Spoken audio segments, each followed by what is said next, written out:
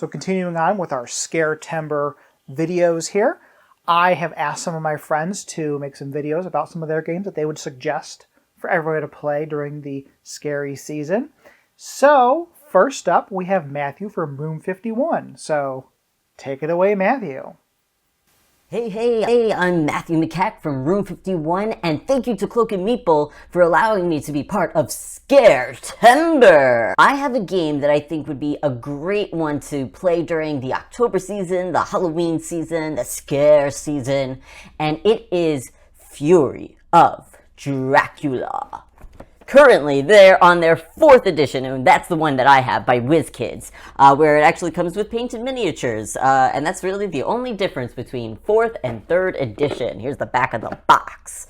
Now, this is a very cool game where you are, it's a one versus all game where one person is playing as Dracula, and the others are playing as investigators like Van Helsing and some other folks' names that I don't remember. Oh, Van Helsing's actually on the back. I was hoping that the back would give me some more information, but I forgot.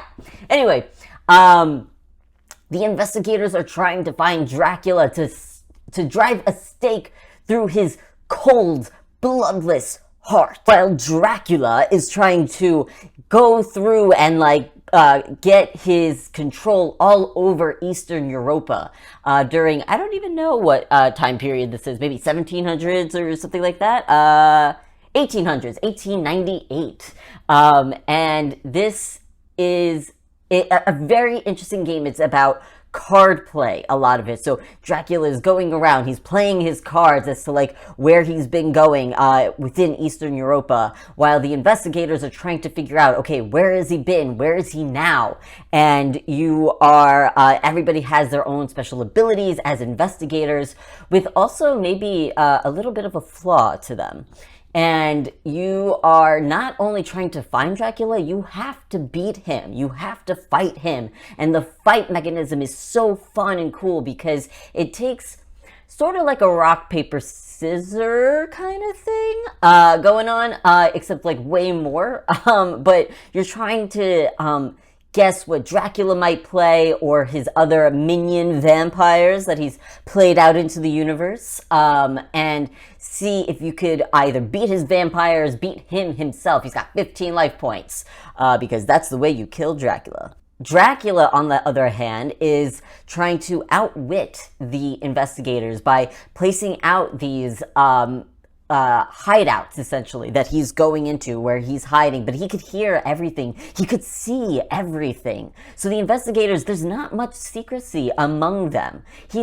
Dracula's got his vampires out there. Who knows? They're telling him what's going on.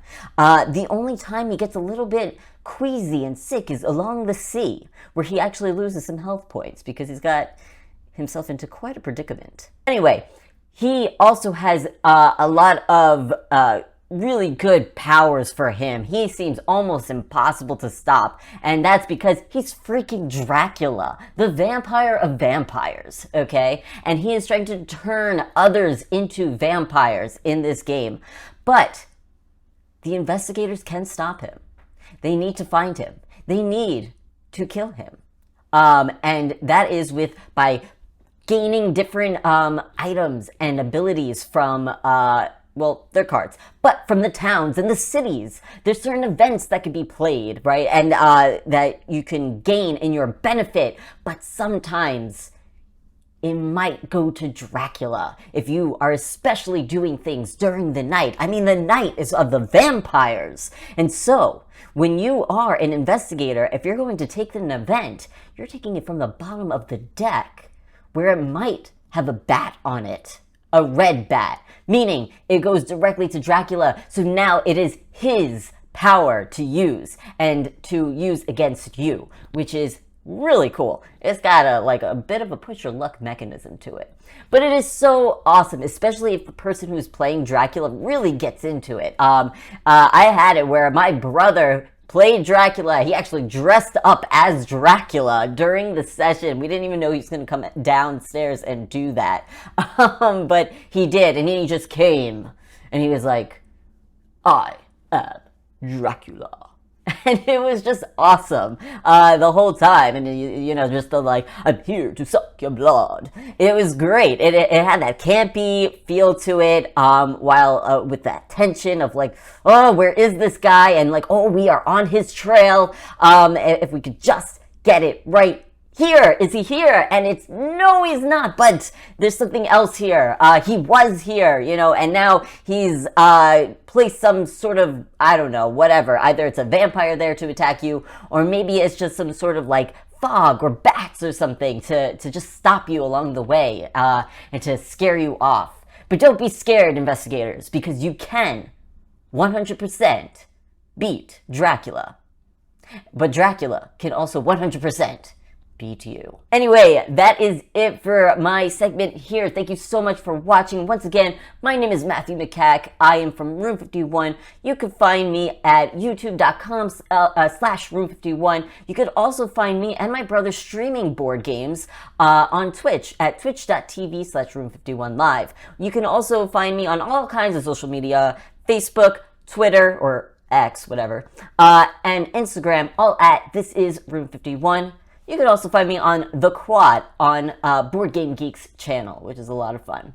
Thank you all so much. Hopefully I'll see you around, and have a happy Halloween. Okay, Fury of Dracula sounds really fun. It's something I think I probably need to add to my collection because I do not have that one myself. So thank you so much to Matthew for sharing your game with us for Scaretember. I'm going to have all of their links down below, so you can definitely check out all of their channels. They do some fantastic stuff. And make sure you also still follow Cloak and Meeple. And remember, I'm having a sale in my store. So if you use the code here, I'm going to put on the screen, you can get 25% off of your order. So you can buy a t-shirt, buy a hoodie, because it's getting to be hoodie season, or whatever that you might want from the store. And thanks for watching. And stay tuned for some more Scaretember.